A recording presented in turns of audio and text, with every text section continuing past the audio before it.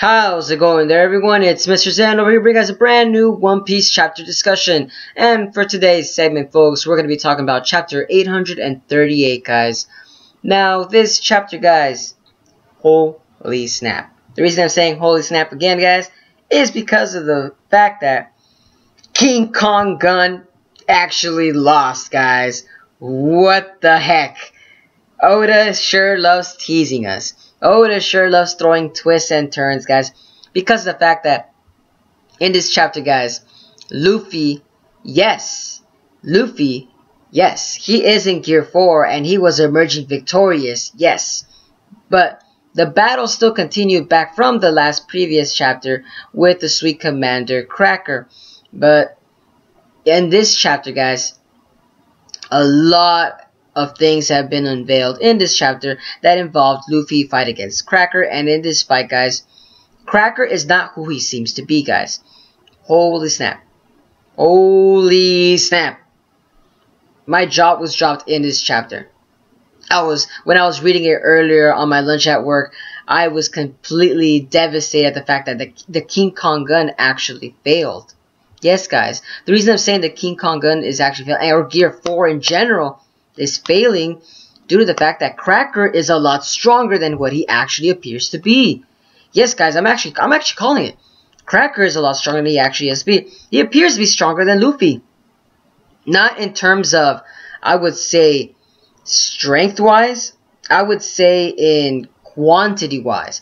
Because Cracker, in this chapter, he actually unveiled his true form. Yes, in Gear 4, he was actually able to break through Cracker and defeat him. Yes, he was able to defeat him. But, yes, folks, but when Luffy punched Cracker, he unveiled there was another body hidden inside Cracker. And this hidden body inside Cracker was actually Cracker's real body, guys. And Cracker's real body looks more menacing than this clay figure or biscuit figure that Cracker has created with his devil fruit. By the way, and also Cracker's devil fruit was unveiled in this chapter. And his devil fruit ability was the biscuit fruit. Basically, he can create and shape and mold any kind of like clones out of the jelly and biscuits that he finds in the surrounding area, and kind of basically makes it into his own creations. And he actually explains in the chapter for Cracker is the fact that he hates being hurt. He flinches at the sight of being hurt or having any pain caused to him, which I believe that's actually his quirk, guys. I believe that in later chapters, if he steps on a toenail or like a random thorn pricks him, you know, I feel like his quirk will be like, he's gonna be like shouting in pain, saying ow, ow, you know, like it's gonna be that random quirk that Oda always gives every single character in his universe. And for me, I feel like Cracker's own quirk is gonna be basically that if, let's say, yeah, like I said, or a bee comes in and stings him, or he's gonna flinch and cry like a little whiny baby. You know, that's the impression that I'm getting off of Cracker, guys. It's so hilarious because he's actually shown to be a very powerful opponent that Luffy's Gear 4 is actually having a tough time. Yes, guys, this chapter, wow, it broke barriers. It literally broke barriers, guys. King Kong Gun has failed us. Because even in the chapter when Cracker was actually unveiling himself, which by the way was a very cool way of the way he unveiled himself. When he unveiled himself, I thought it was like a little elf or something that came out of the body. I was thinking to myself, like holy snap, you know, there is something more at play here. Or maybe his real form was literally a miniature figure, but not this actual new figure that came out. You know, that's what I was thinking to myself, like when I was trying to fight with that little shadow thing out. But no, this new figure that Cracker's shown himself, or his true form of Cracker, he looks, like I said, he just looks more menacing. He's got like a scar on his face. You know, he still has that little I would say the symbolism of, you know, like being like a cake, you kind of say, like he's got like two little candles on fire right there side by side, and like his hairdo or hairstyle kind of resembles like a little candle as well, but it's not on fire, but it's his hairstyle, so it kind of resembles like two on the side and one on the top. It kind of resembles like as if it's implying that he's maybe the second or third last, you know, like the second to last strongest sweet commander. you know, which I thought was pretty cool. And the way he was kind of dressing himself was like a warrior, a gladiator form. He literally had a gladiator like physique, guys. He was really tiny. He's a freaking tiny man, and he's got like this gladiator like esque form. Like holy snap, you know, he kind of looked like Burgess. He looked like Burgess, but in miniature form, guys, without a beard too, by the way. And by the way, like he had like a really like snake eyes too, which I thought was kind of creepy in a sense. It kind of goes along with the way that he's kind of this showing himself in the chapter as well, guys. He's just showing himself kind of in a very creepy way. In which, by the way, he actually cut through Luffy's hockey, guys. He cut through freaking Luffy's hockey. Holy snap, guys. I am very amazed at the fact that Cracker is shown to be a very strong opponent for Luffy. And that's what I'm telling you. The King Kong gun has failed. It has failed us, guys. Because even in the chapter, Cracker himself even stated that, you know, it took you to go all out just to defeat the armor that I've created. That just goes along to say that, you know, just how strong you are. You know, nonetheless, though, Cracker also did state that you are the first one to actually make me come out of my shell and actually fight you in person.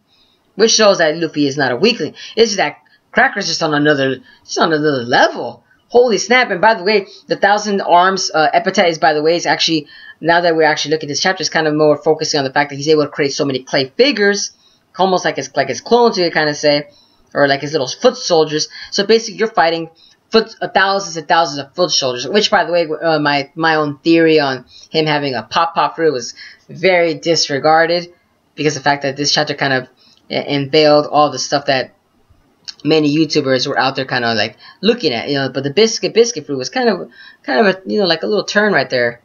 It was a little, he kind of swayed us all, man. Oda always loves to sway us YouTubers and also readers, I swear. So hilarious. But nonetheless, though, you know, Cracker actually even sliced, like I said before, he actually sliced through Luffy's hockey and cut him and actually made Luffy bleed. I thought his whole arm was going to get cut off when he was actually stretching his arm back in the chapter, and a lot of viewers are going to be suspected, like, holy snap, Luffy's going to lose an arm in this fight. He's going to lose an arm. Cracker was just like inches away of like literally just like slicing that arm off like it was butter. Like it just goes along to say that Cracker is a very powerful opponent, guys. He is a very powerful opponent.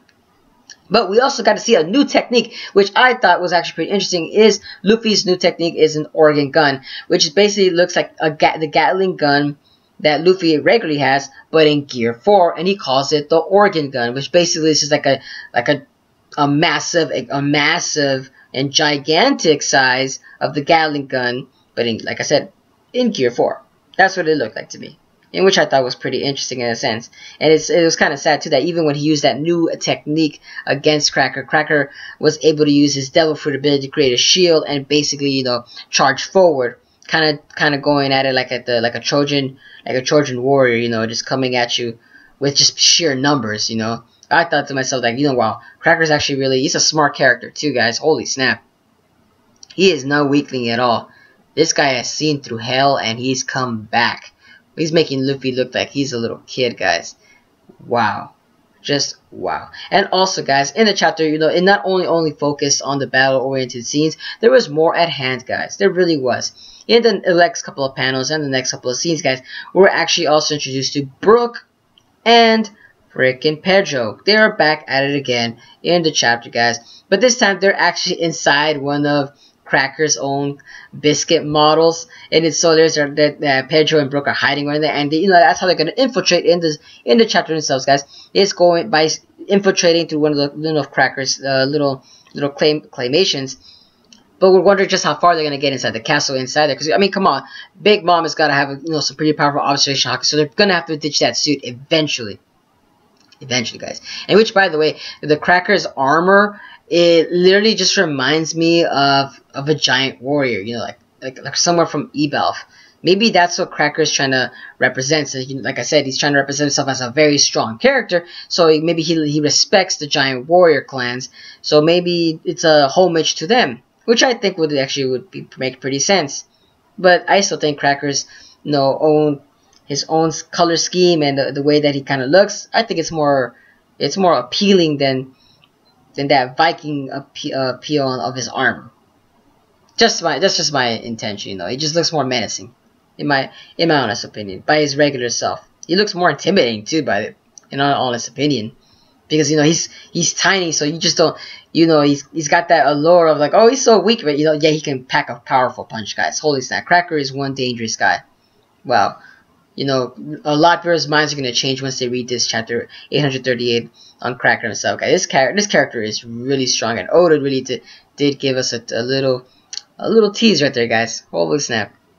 But before I keep digressing, guys, I'm going to continue on the chapter, and the chapter also introduced back to Chopper, and Chopper has his own arc now. It's appearing that Oda's actually connecting dots again with Chopper and Carrot themselves. It appears, since they're stuck in the mirror world with chains on their sides, it appears that these characters are going to have to figure out their own way out of the mirror world that they're in. And I'm kind of curious, and I'm going to speculate with these two characters, is that they're probably the ones that are going to probably find the poneglyph, and not Brook and Pedro. And the reason I speculate this is because of the fact that they actually could see all the mirrors and openings out of the whole entire island. So Chopper and Carrot would actually find the poneglyph. That's what I'm personally thinking. That means that Brook and Pedro instead are the ones that are probably going to be the ones rescuing Sanji instead of Luffy. That's what I'm going to be speculating at the time right now. I don't know about how it's going to continue on the next couple chapters. My opinion could actually change. But like I said, I'm going to stick to this for just right now. And that's what I'm personally thinking, guys, is that Brook and Pedro are the ones that are going to be rescuing Sanji. Because apparently they could be the ones that be infiltrating. And, they're going to be really close to Sanji, in that little warrior suit. Versus, Carrot and Chopper, they actually find the real poneglyph. Or the new poneglyph that's actually out there. Which I'm thinking that it could be like that. Or vice versa. Chopper and Carrot actually find Sanji and then say, oh, Sanji's in this so-and-so place, yada, yada, yada, and it'll continue the story forward, That's what I'm kind of thinking right now, guys. Like, a lot could be speculated from this chapter and the way that Oda is actually setting the scene, guys. And by the way, Big Mom she had some dialogue in this chapter, and it was shown to be a very powerful dialogue, guys. Because she actually set the stage and said that Luffy thinks that he's actually going to win. No, even if Luffy comes out unscathed by Cracker, Luffy still has to come and face Big Mom and the Germa 66 at the castle. Yes, guys, she's basically saying, come at me, bro. I got a whole army here, ready to take you on, Luffy. Which I'm thinking to myself, how is Luffy going to take out Sanji? Like, legitly. Now I'm actually curious as to really, how is Luffy going to take out Sanji? Luffy only brought like a couple of members. Regardless if they're really strong, he's only got like, what, 5, 6 members? Luffy came here without a plan. What is he going to tell Big Mama? Like, oh, I'm sorry, I need to borrow Sanji on my quest back to, having fun. You guys continue with your marriage. But I'm thinking like, something's going to happen. Something's going to happen. The Germa 66 are probably going to be the ones maybe going to join Luffy's side. Maybe that might happen. We're not too sure. But it just looks like it's looking like it's going towards the odds of Big Mom right now. Big Mom she's playing her cards right. And she looks like she might basically beat Luffy. It just looks like that to me right now, guys. And I'm kind of scared as to what Luffy's going to do now. Because like everything is literally going to be like, it's going to be it's going to be a mind blow. It's going to be a mind blow now, guys. Like I don't know what's really going to happen. And it's so hilarious the fact that Oda will probably do some silly comical skit and just like throw everything off balance. That's what I would personally think at the same time as well. Like, which I'm kind of hoping to at the same time. Which would be also kind of funny at the same time too, guys. It's good the way that Oda is doing this chapter, guys, and the way that the story is progressing so far. And also, guys, Nami was also introduced in the chapter, and she was actually shown to be very hilarious, showing the power of the Beaver card of Big Mom's soul, and now all the homies are at her beck call, which kind of goes to wonder, like, is Nami now gonna try to head towards the Whole Cake Island or the vicinity while using the Beaver card with Pound himself? Don't know. Lots of theories can be speculated right now. Like I said, Oda's setting the stage very, very well right now. And I'm loving the way that he's actually setting the stage. But at the end of the chapter, guys, we're actually then focused at the end with Sanji. Sanji quivering in fear because his brothers, guys. Sanji's brothers, Ichi-ni and Niji, I believe, they actually arrived at Whole Cake Island now. And guys, wow, their epithets was, I think, the eldest son was red lightning, and the second was like electric blue lightning. Which I'm thinking to myself, are they kind of like giving these two characters not cyborg, like a cyborg theme, but more of a positive and negative theme, like electricity. Like they're going along with electricity. It seems the Germa 66 theme is electricity and machines, you know. But what I was thinking when I read their epithets, it kind of went along with wires. That's what I was thinking, you know. You connect the blue wire with this other blue, with the red wire. That's what I was thinking, guys, you know. And it kind of made me think as to, you know, because Sanji is called Blackfoot, and you know, and I'm thinking, like, is he the black wire? Because the black wire connects to, you know, everything when you're thinking of like a power outlet and all that. You know, it's me being geeking out right now. I had to do a little bit of research. That's all I was saying. Like, so what does the red wire and blue wire do? Or maybe these two, since these two haven't been separated throughout the times that they've been showing us, maybe these two characters are actually, how should I say, maybe they combine themselves together and do some kind of machine. That's what I'm thinking. Like, you know, they're cyborgs, so they could combine.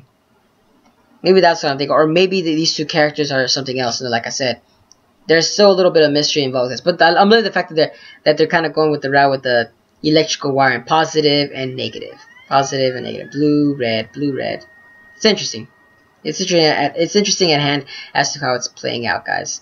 But that was it for the chapter, guys. The chapter did end off right there with the two eldest brothers actually coming along the scene, and that was about it. You know, Oda just kind of left it at there, and we're wondering as to what's gonna happen in the next couple of chapters, guys. But let me know down in the comments below, guys, what you think about the chapter, guys. What are your thoughts and predictions as to what's gonna happen in the next couple of chapters? What do you guys think of Chopper and freaking Carrot gonna be doing in the next following chapters? Do you guys think they're gonna find the poneglyph later on in the chapters? Because, you know, they're traversing through the mirror world, which, by the way, it kind of resembles that Alice in Wonderland theme once again, you know, traversing through a weird, topsy-turvy kind of places. It's hilarious, you know, guys. Oda's still throwing the Alice in Wonderland reference while all this ensuing action is going on. And also, guys, what you guys thought of Gear 4 against Cracker now? Do you think Gear 4 is still strong against Cracker? Do you guys still have hopes? I mean, I still have that small glimmer of hope for Luffy defeating Cracker, but just right now, like, holy snap, you know, Luffy it just doesn't look good right now. It just doesn't look good, and I'm scared. I'm actually scared at this time right now because the fact that Luffy is actually losing against Cracker, and Cracker's shown to be a formidable foe. Big Mama pirates are actually very powerful, guys. Holy snap. And it's actually kind of scary, guys. Yikes. But like I said, guys, let me know down in the comments below what you guys think about this chapter. What are your thoughts on Cracker himself? And let me know any predictions and thoughts of the oncoming chapter, guys. I actually would love to hear more and more of you guys' thoughts on the following chapter, guys. But as always, guys, have a wonderful day. This is Mr. Zen, signing out.